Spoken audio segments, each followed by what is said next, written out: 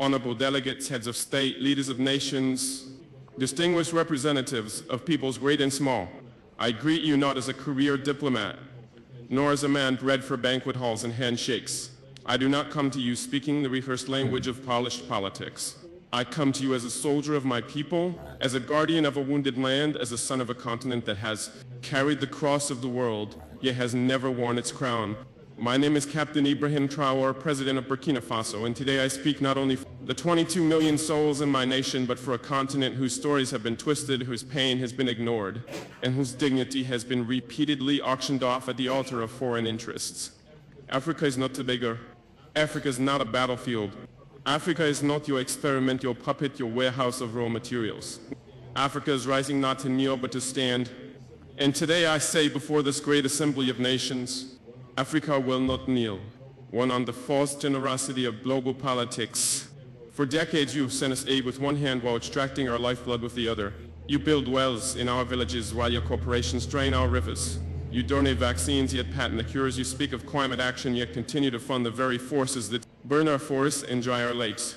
What kind of generosity is this? The kind that feeds the mouth but silences the voice.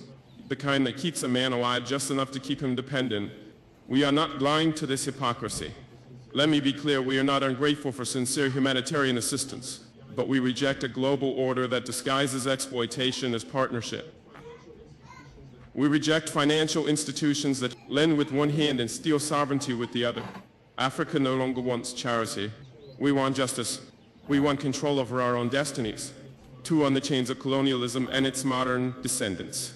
Our wounds did not begin with us. They were inherited legacies of an empire-building madness that saw us not as humans, but chiefs, as cargo laboratories. My ancestors were not consulted when maps were drawn with rulers and compasses in Berlin. The borders of Burkina Faso, like those of many African nations, were not carved by our ancestors, but by men who had never stepped foot on our soil, who knew nothing about languages, our tribes, or our spirits. Today, colonialism has a new face. It wears suits, it hosts forums, it signs contracts in Geneva and Paris and Washington. But it still takes without consent. It still dictates instead of dialogues. It still silences instead of listening. If you want to talk about peace, then let's begin by unlearning the arrogance that peace is something only you can teach us. 3. On resource exploitation and the myth of development. They call us developing as if the theft of centuries did not set us back, as if the gold from our lands, the diamonds from our rivers, the oil beneath our feet did not build the very skyscrapers in which this assembly sits. Let us speak plainly. Burkina Faso is rich, Africa is rich in minerals and culture and wisdom and youth. But you have taught us to measure richness in GDP and export value. You call it development when a foreign company owns 90% of a gold mine on our land. You call it progress when your security forces guard cobalt mines but not our children's schools. That is not progress, that is piracy with legal documents. From now on, we will define development on our own terms. Development that puts children in classrooms, not minerals on cargo ships. Development that respects the land, the people, and the soul of a nation. 4. On sovereignty and interference. Why is it that when an African nation makes independent choices, we are called unstable? Why is it that when we seek military cooperation outside the colonial sphere, we are labeled a threat?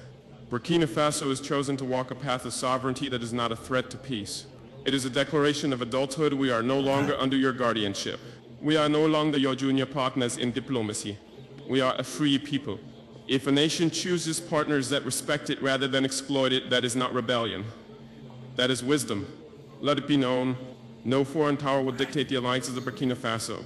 We will build relations based on mutual respect, not historical guilt or present-day intimidation.